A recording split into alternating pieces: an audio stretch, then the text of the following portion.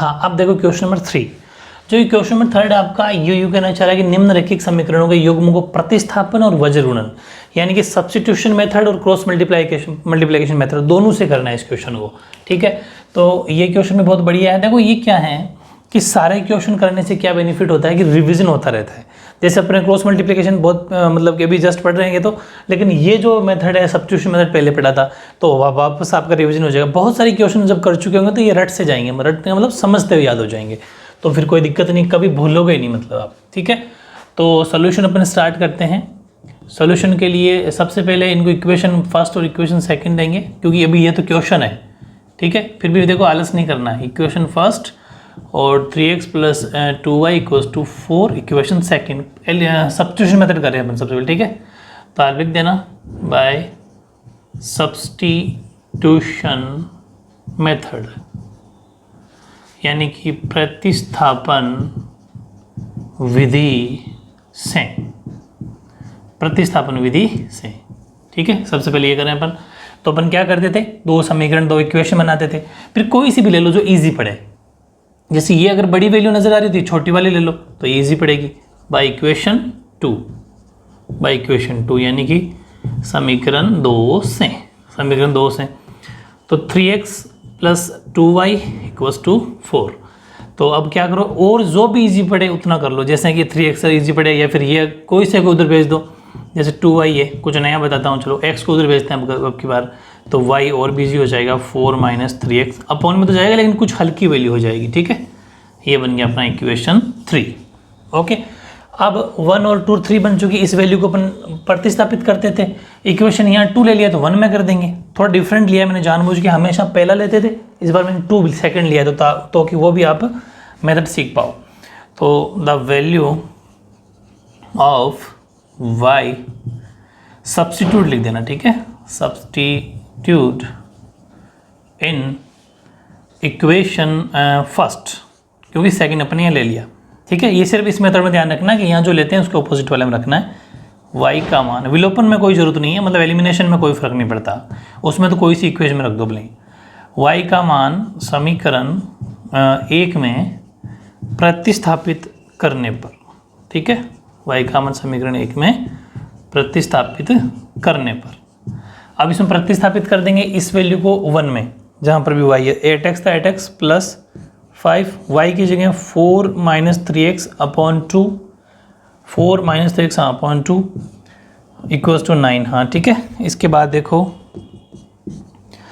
8x अपनी जगह, इसे कट जाता ठीक था लेकिन नहीं कट रहा, कोई बात नहीं। तो ये ऐसा है, ऊपर वाले ऊपर मल्टीप्लाई, नीचे वाले नीचे मल्टीप्लाई।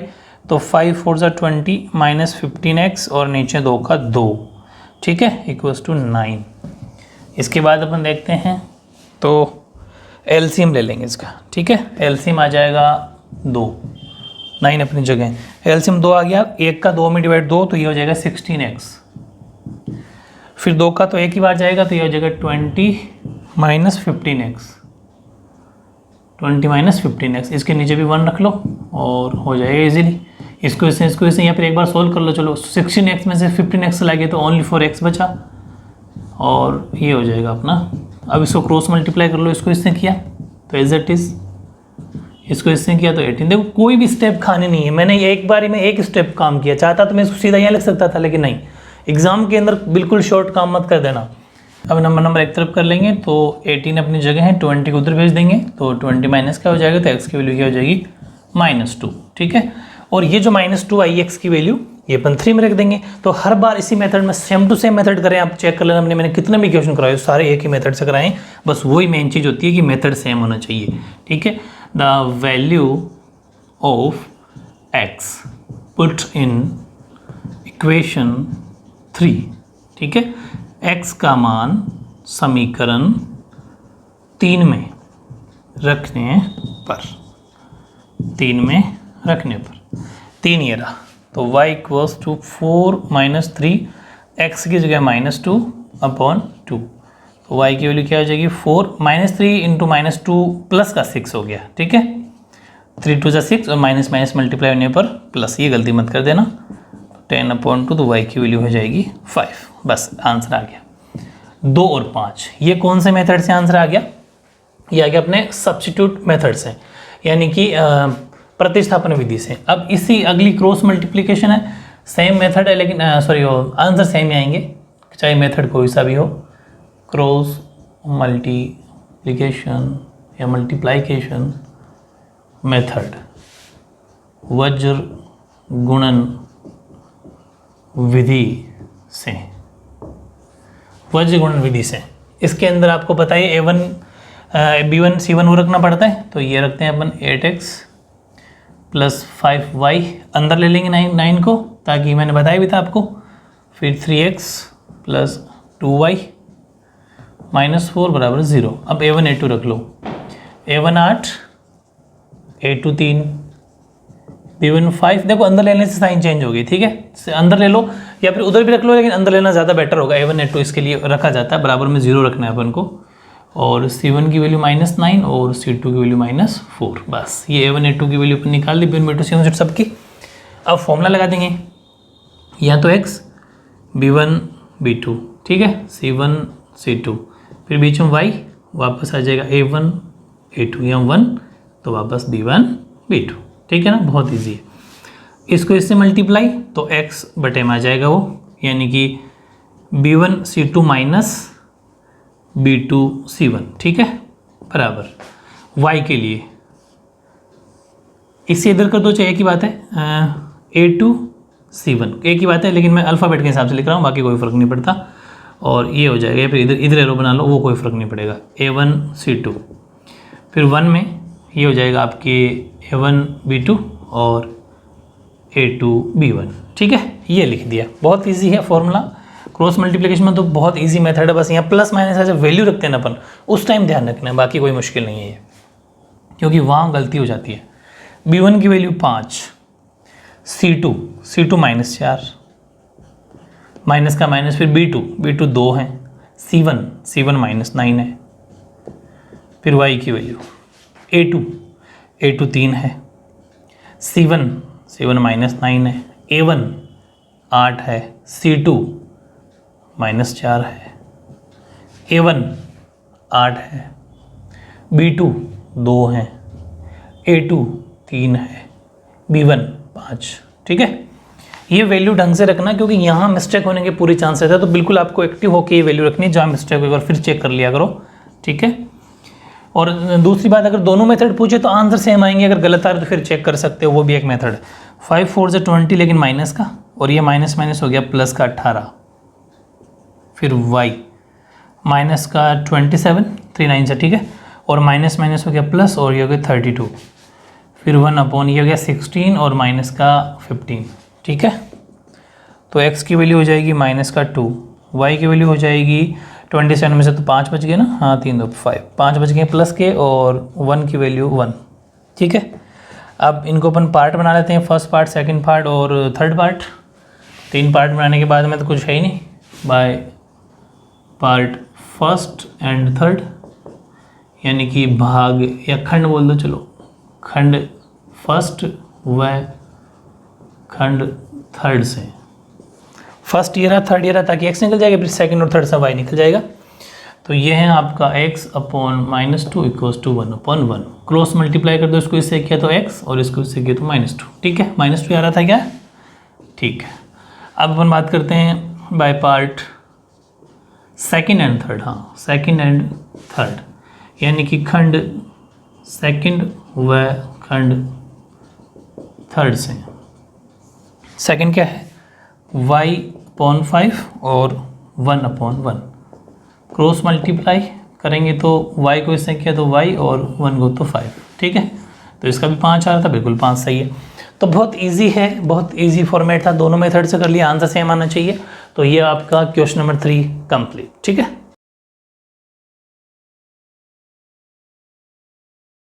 अब देखो क्वेश्चन नंबर 4। ये जो क्वेश्चन नंबर 4 है, इसमें एक कंडीशन है। कंडीशन क्या है कि निम्न समस्याओं में रैखिक समीकरणों के योग बनाने हैं और उनके हल, यदि उनका अस्तित्व हो तो उनके हल करना है, लेकिन वो कोई सी भी बीजगणितीय विधि से। यानी कि अभी तक अपन ने 3 मेथड पढ़ ली, कोई सा भी एल्जेब्रिक मेथड अप्लाई करो और इसको सॉल्व करो। आपने 3 मेथड पढ़ लिए। सबसे पहले अपन ने पढ़ा था सब्स्टिट्यूशन मेथड यानी कि प्रतिस्थापन विधि, फिर अपन ने पढ़ा था एलिमिनेशन मेथड यानी कि विलोपन विधि, फिर अपन ने पढ़ा था वज्र गुणन विधि यानी कि क्रॉस मल्टीप्लिकेशन मेथड। तीनों में से जो आपको अच्छा लगे, है ना, उसे सॉल्व करना है। एग्जाम में बेसिक क्वेश्चन आ जाते हैं कि आप कोई सी भी अप्लाई करो, वो ईजी है। जहाँ तक है क्रॉस मल्टीप्लिकेशन बहुत ईजी मेथड है और सिर्फ एक फॉर्मूला ही है, लेकिन उसमें थोड़े माइनस में इशू रहता है, तो फिर भी लेकिन मैं आपको उसी से कराऊंगा ताकि जिसमें ज़्यादा मिस्टेक होगी वो ज़्यादा, नहीं तो सेकंड विलोपन एलिमिनेशन भी अच्छा है, ठीक है। तो कोई ज़्यादा मुश्किल नहीं है। इसका फर्स्ट क्वेश्चन देखो आप। फर्स्ट क्वेश्चन है, एक छात्रावास के मासिक व्यय का एक भाग नियत है तथा शेष इस पर निर्भर करता है कि छात्र ने कितने दिन भोजन लिया है। जब एक विद्यार्थी ए को 20 दिन भोजन करता है, 1000 रुपये छात्रावास को वो देता है। A part of monthly hostel charge is fixed and the remaining depends on the number of days one has taken food in the mess का मतलब हॉस्टल बोल दो चाहे मेस बोल दो, जो जहाँ पर खाना मिलता है।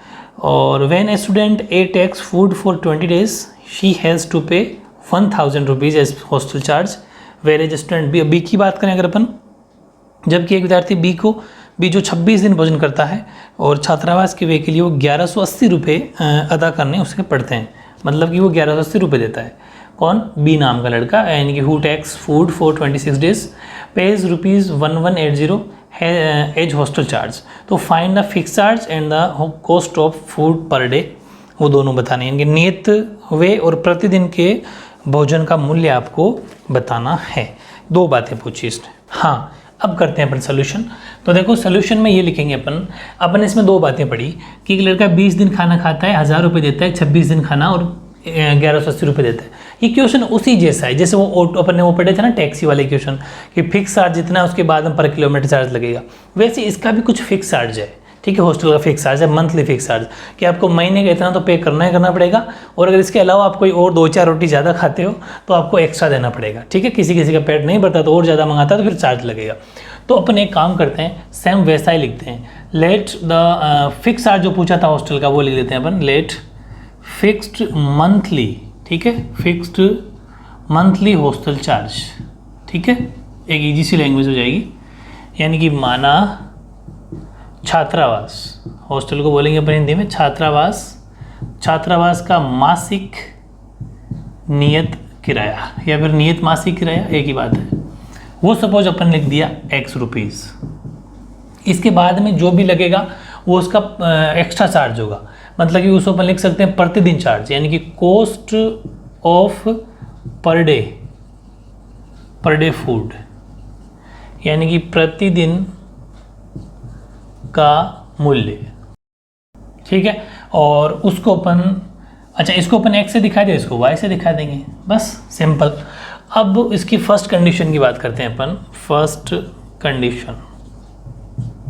फर्स्ट कंडीशन का मतलब पहली शर्त, और पहली शर्त क्या है? पहली शर्त है कि एक लड़का जो फिक्स चार्ज, जैसे पहली कंडीशन है कि उसके अकॉर्डिंग तो ए नाम का लड़का है सबसे पहले ना, यानी कि अपन बात करते हैं ए के लिए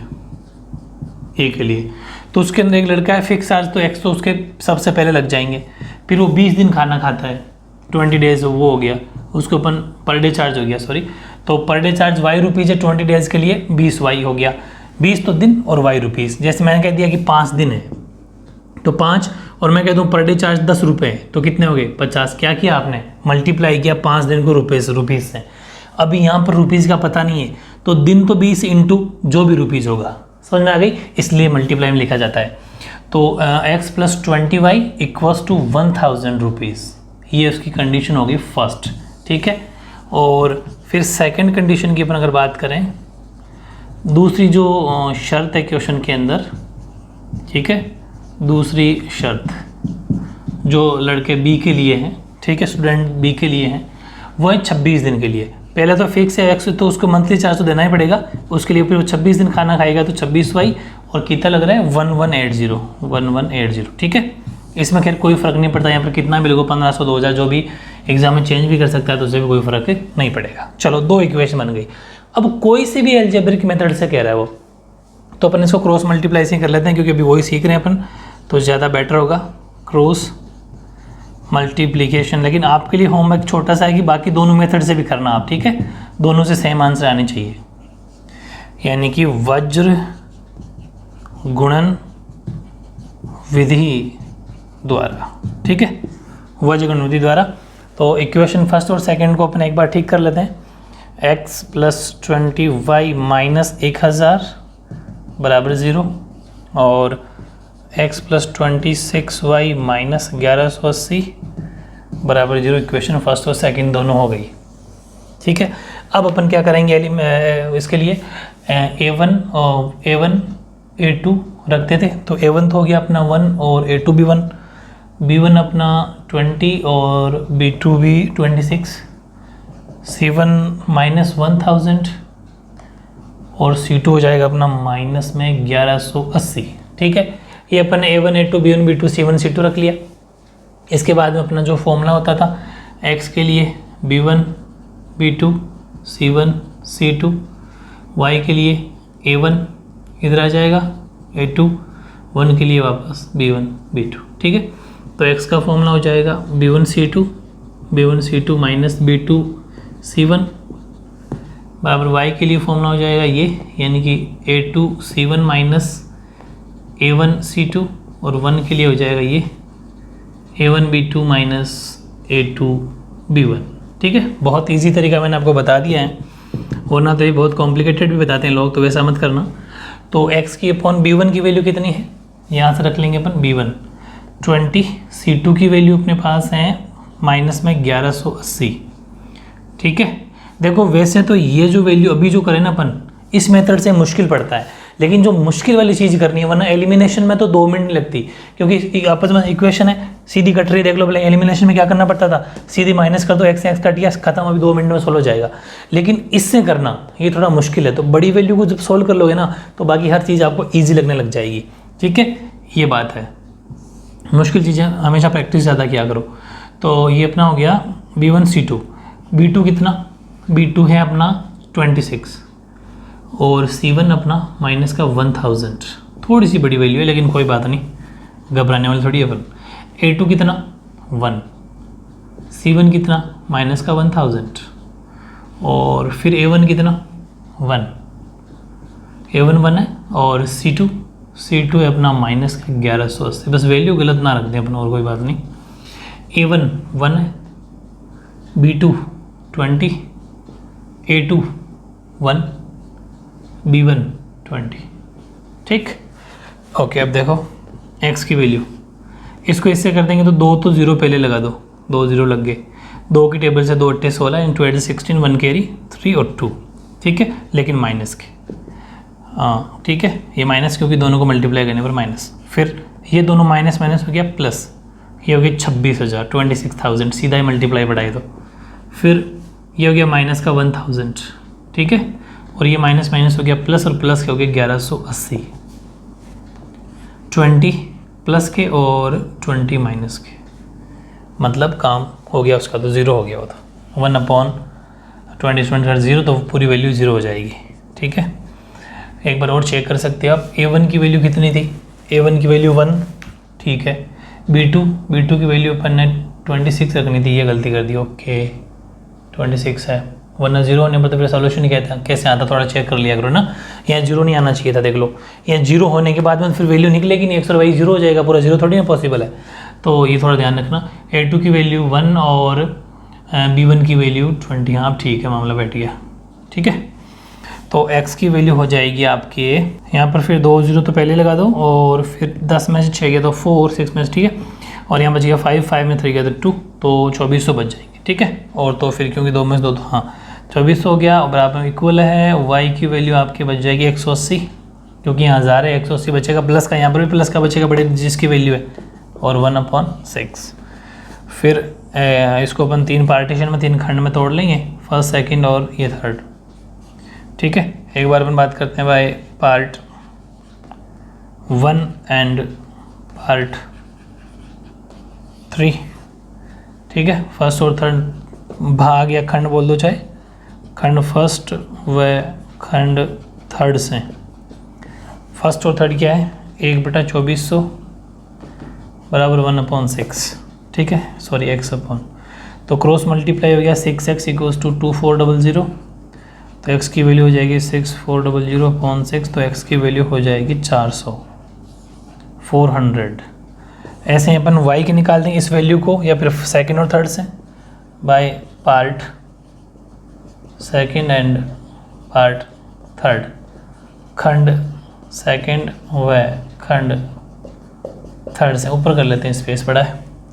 सेकंड है y अपॉन 180 1/6, ठीक है। तो क्रॉस मल्टीप्लाई कर लो इसको इससे, किया तो 6y इक्वल्स टू 180, तो y की वैल्यू हो जाएगी 180/6, तो 6 18, y की वैल्यू हो जाएगी 30। तो x 400 और y 30, इस तरीके से किसी भी मेथड से करो, ये आपका आंसर हो जाएगा, ठीक है।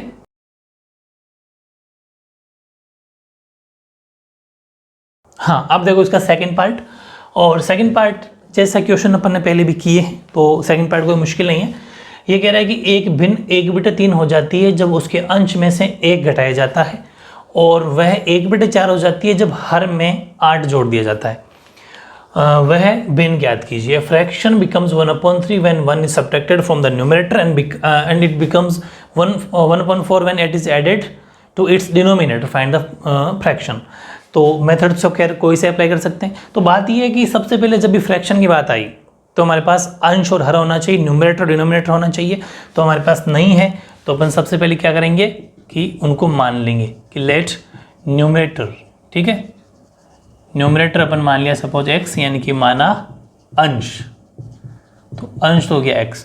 फिर इसी तरह अपन मान लेते हैं कि डिनोमिनेटर, डिनोमिनेटर का मतलब होता है हर, माना कि हर है y, तो इससे फ्रैक्शन क्या बन जाएगी, फ्रैक्शन का मतलब भिन्न, तो भिन्न अपनी बन जाएगी x अपॉन y, ये फ्रैक्शन बन गया। अब उसकी फर्स्ट कंडीशन की बात करते हैं अपन।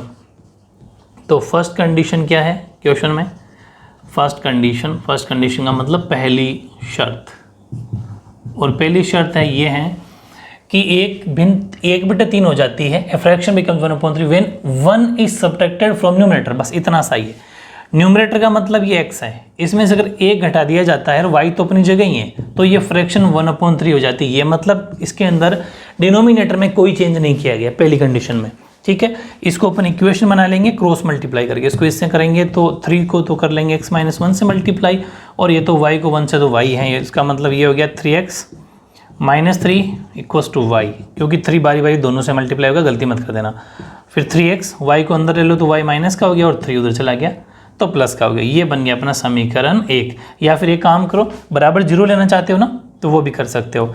3x अपनी जगह ही है, y को अंदर ले आई, 3 पहले से ही अंदर है, बराबर 0, कुछ नहीं छोड़ा अपन उधर, तो ये ऐसा ही रह जाएगा, ऐसे समीकरण फर्स्ट, ठीक है, ऐसा भी कर सकते हैं। फिर अपन बात करते हैं सेकंड कंडीशन की। सेकंड कंडीशन क्या है, मतलब कि जो क्वेश्चन है अपना प्रश्न, उसकी दूसरी शर्त है कि इट बिकम्स 1/4 हो जाती है when 8 is added to its denominator, यानी कि अगर इसका डिनोमिनेटर है, मतलब कि ये अगर इसके अंदर 8 जोड़ दिया जाए, ठीक है, तो ये 1/4 हो जाती है। वह 1/4 हो जाती है जब हर में जोड़, अंश में कुछ नहीं करना इस बार सिर्फ यहाँ अंश में माइनस करना था न्यूमरेटर में, जबकि यहाँ पर कुछ नहीं करना, ओनली फॉर डिनोमिनेटर में 8 प्लस करना है, ठीक है। तो x को इससे किया तो 4x मल्टीप्लाई कर रहे हैं, क्रॉस मल्टीप्लाई, इसको इससे करेंगे तो एज इट इज आना है, ठीक है। तो सिस्टमैटिक ढंग से जमा लो, y को अंदर ले लो, 8 को भी अंदर ले लो, बराबर 0, ये बन गया समीकरण 2। और जैसा कि मैंने कहा था कि इसको अपन किससे कर लेंगे, कोई से मेथड से, लेकिन अपन इसको कर देंगे क्रॉस मल्टीप्लिकेशन से, ठीक है, क्योंकि उसकी प्रैक्टिस आपकी अच्छी खासी हो जाएगी। क्रॉस मल्टीप्लिकेशन या मल्टीप्लिकेशन मेथड, यानी कि वज्र गुणन विधि से, वज्रगुणन विधि से। इक्वेशन फर्स्ट, इक्वेशन सेकंड यही, तो एक बार लिख लेंगे फिर से, 3x - y - 3, ये तो समीकरण 1 था, और 4x - y - 8 समीकरण 2 था। x1 x2 x1 3 है, सॉरी x1 क्यों लिख रहा हूँ, a1 a2 a1 4 है, b1 और b2 दोनों -1 है, क्योंकि y इसमें y अपन लेते नहीं है, y का कोफिशिएंट 1 है, जो हमें लिखने की ज़रूरत नहीं थी इसलिए लिखा नहीं। c1 -3 और C2 -8। ध्यान ये रखना कि इसका कोएफिशिएंट लेंगे लेकिन साइन ये लगाएंगे जो उसके पहले साइन लगा वो उसमें गलती मत कर देना, ठीक है। अब लगा देंगे इसका formula, x/b1 b2 c1 c2। y की अपन बात करें तो a1 a2, 1 की बात करें तो b1 b2, ठीक। तो x का बन जाएगा ये b1 c2 minus b2 c1 और y का बन जाएगा a2 c1 माइनस, या फिर ऐसा कोई सा भी कर लेना, a1 c2 और 1 का बन जाएगा a1 b2 minus a2 b1, ठीक है। ये हो गया सिंपल। और अब इसके अंदर वैल्यू पुट कर देंगे तो x की वैल्यू b1 का मतलब यहाँ से रखेंगे, b1 -1 है, ध्यान रखना। और c2 आपका -8 है, b2 आपका -1 है, c1 आपका -3। ये वैल्यू रखने में थोड़ी आपको कहते हैं ना कि सावधानी रखनी है। और a2 की वैल्यू 4 है, c1 की वैल्यू -3 है, a1 की वैल्यू 3 है, c2 की वैल्यू -8 है, ठीक है। a1 की वैल्यू 3 है, b2 की वैल्यू -1 है, a2 की वैल्यू 4 है और आपके b1 की वैल्यू -1 है, बस, ठीक है। तो x अपॉन ये हो गया -1 को जो -8 से किया मल्टीप्लाई तो प्लस का 8 हो गया, ठीक है। और ये हुआ प्लस का 3 क्योंकि -1 × -3 प्लस का 3 बाहर आते ही फिर माइनस हो गया, ठीक है, ये ध्यान रखना। और ये हो गया माइनस का 12 तो माइनस का 12 हो जाएगा और ये हो गया आपका 24 प्लस का, इधर 3 को 1 से करोगे तो माइनस का 3 और ये 4 प्लस का 4, ठीक है, क्योंकि -4 × -1 तो ये बच गया आपका 5 और ये हो गया आपका 12 प्लस का 12 हो गया और यहाँ बच जाएगा 1/1 क्योंकि 4 में 3 गया तो ये हो गया, ठीक है। अब इसको अपन 3 पार्ट बना लेते हैं, फर्स्ट सेकंड थर्ड, ठीक है। 3 पार्ट खंड बना लिए, 3 पार्ट बना लिए। अब अपन एक बार लेते हैं by part first and part third. खंड फर्स्ट व खंड थर्ड से फर्स्ट है आपका 1/5 और थर्ड है आपका 1/1। क्रॉस मल्टीप्लाई फर्स्ट पार्ट अपना क्या है, ये मैंने x लिखना था यहाँ पर, तो x/5 क्रॉस मल्टीप्लाई करोगे तो x की वैल्यू आ जाएगी 5, इसको इससे तो x 5 आ गया। ऐसे ही अपन एक बार ले लेंगे सेकंड और थर्ड, ठीक है। सेकंड थर्ड लेंगे तो y की वैल्यू हो जाएगी y/12 सेकंड है 1/1। तो आपको तो इसके नीचे उतारना है, अपने पास स्पेस कम इसलिए मैं यहाँ उतार रहा हूँ। इसको करोगे तो y की वैल्यू हो जाएगी 12, ठीक है। तो x की वैल्यू 5 और y की वैल्यू 12। उसने पूछा फ्रैक्शन क्या बनेगी, तो फ्रैक्शन की बात करते हैं अपन। फ्रैक्शन यानी कि भिन्न बन जाएगी 5/12, 5/12 और आपका आंसर हो जाएगा। तो इस तरीके से काफ़ी इजी था, मेथड चाहे कोई सा भी हो अपन इसको इजीली कर सकते हैं। ये था आपका सेकंड पार्ट, ठीक है, ओके।